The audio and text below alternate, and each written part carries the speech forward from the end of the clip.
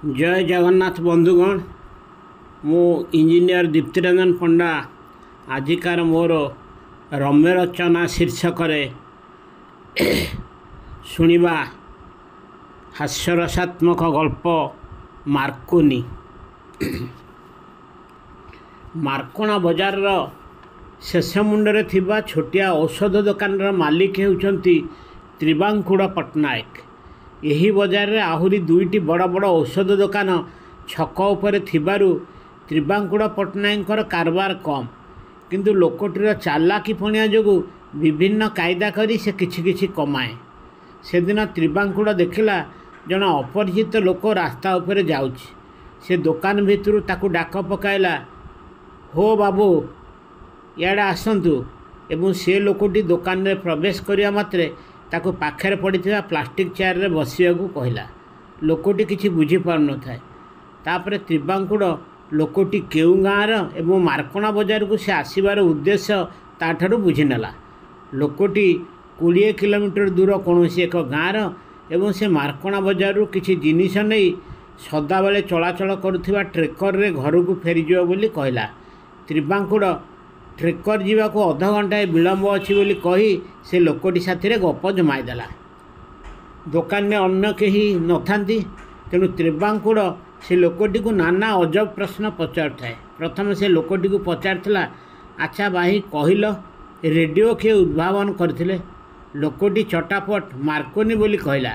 संगे संगे त्रिबांकुड़ लोकटी को मार्कोनीकर घर केउठारे बोली पचारथिला, किंतु लोकटी जानी नाही बोली उत्तर देला। त्रिबांकुड़ कहवाक लगला, एते बड़ लोकर घर तमे जानी न?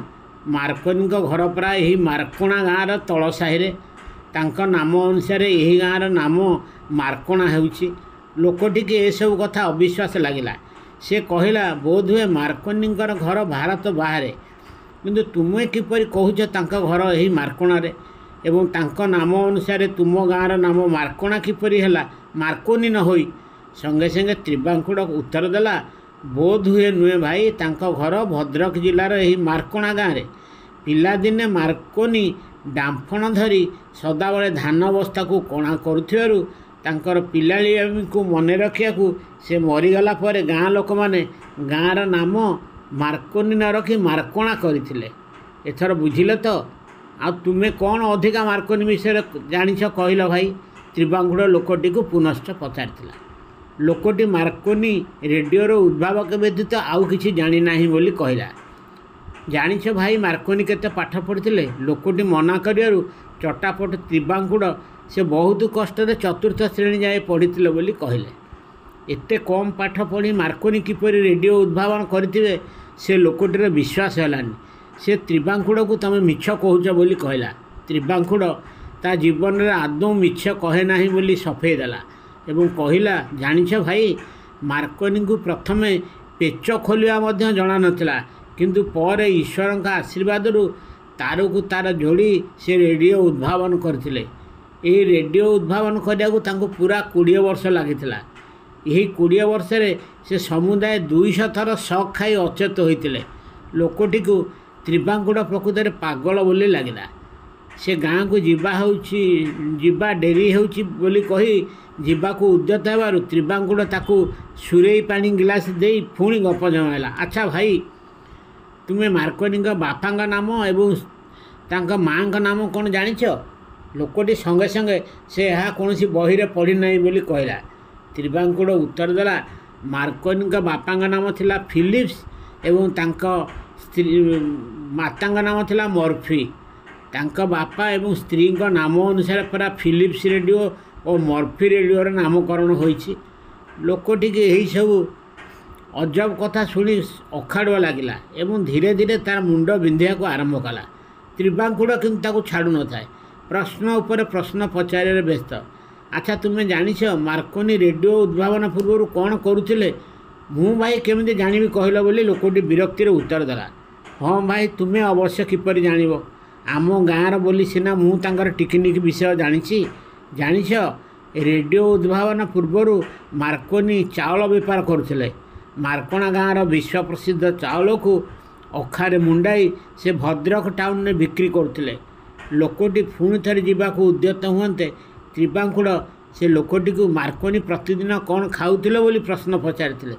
ଲୋକଟି ବିରକ୍ତିରେ ସେ ମାର୍କୋନିଙ୍କ ବିଷୟରେ କିଛି ଜାଣିନାହିଁ ଏବଂ ସେ ବୋଧେ ଭାତ କି ରୁଟି ଖାଉଥିବେ ବୋଲି କହିଲା ଏବଂ ମୋତେ ଦୟାକରି ଆଉ ସେ ମାର୍କୋନିଙ୍କ ବିଷୟରେ ପ୍ରଶ୍ନ ପଚାରୁନାହିଁ ବୋଲି ତ୍ରିବାଙ୍କୁଡ଼କୁ ଅନୁରୋଧ କଲା। ତ୍ରିବାଙ୍କୁଡ଼ ଆଚ୍ଛା ହଉ ବୋଲି କହି ଲୋକଟିକୁ କହିଲେ, ଜାଣିଛ ଭାଇ, ମାର୍କୋନି ଭାତ କି ରୁଟି ଖାଆନ୍ତି ନାହିଁ, କେବଳ ଛତୁଆ ଖାଇ ସେ ବଞ୍ଚିଥିଲେ। ସେ କେଉଁ ଛତୁଆ ଖାଉଥିଲେ କହିପାରିବ? ଲୋକଟି ଚୁଡ଼ା କି ଗହମର ଛତୁଆ ହେଉଥିବ ବୋଲି ଉତ୍ତର ଦେଲା। ତ୍ରିବାଙ୍କୁଡ଼ କହିଲା, ନା, ସେ ସବୁଦିନ କୋଳଥ ଛତୁଆରେ ଗୁଡ଼ ମିଶାଇ ଖାଆନ୍ତି ଏବଂ ଏହା ଯୋଗୁଁ ମାର୍କୋନିଙ୍କର ପେଟ ପ୍ରତିଦିନ ବାମ୍ଫେ। ଏହି ବାମ୍ଫରୁ ବିଜୁଳି ଶକ୍ତି ଉତ୍ପାଦନ କରି ସେ ରେଡ଼ିଓ ଉଦ୍ଭାବନ କରିଥିଲେ। ଆଉ ଜାଣିଛ ବାବୁ, ମାର୍କୋନିଙ୍କ ପ୍ରଥମ ଆବିଷ୍କାର ରେଡ଼ିଓଟି କେତେ ବଡ଼ ଥିଲା?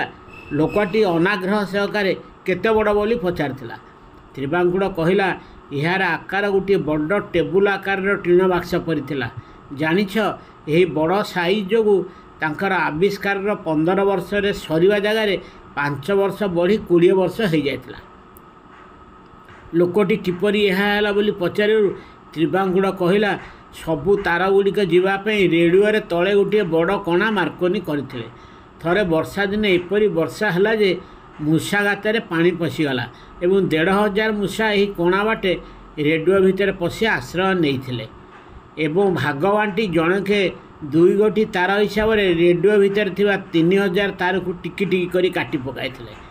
ମାର୍କୋନିକି ପୁଣି ଏହିସବୁ ତାରକୁ ଯୋଡ଼ିବାକୁ ଆହୁରି ପୁରା 5 ବର୍ଷ ଲାଗିଥିଲା ଏବଂ ସେ ରାଗି କରି ପରେ ରେଡ଼ିଓର ସାଇଜ୍ ଛୋଟ କରିଦେଇଥିଲେ। ଲୋକଟି ଚୌକିରୁ ଉଠିପଡ଼ି ତ୍ରିବାଙ୍କୁଡ଼କୁ ନମସ୍କାର କରି, ମୁଁ ଆଉ ଶୁଣିପାରିବିନି ଏବଂ ମୋର ମୁଣ୍ଡ କ'ଣ ହୋଇଯାଉଛି ବୋଲି କହିଲା।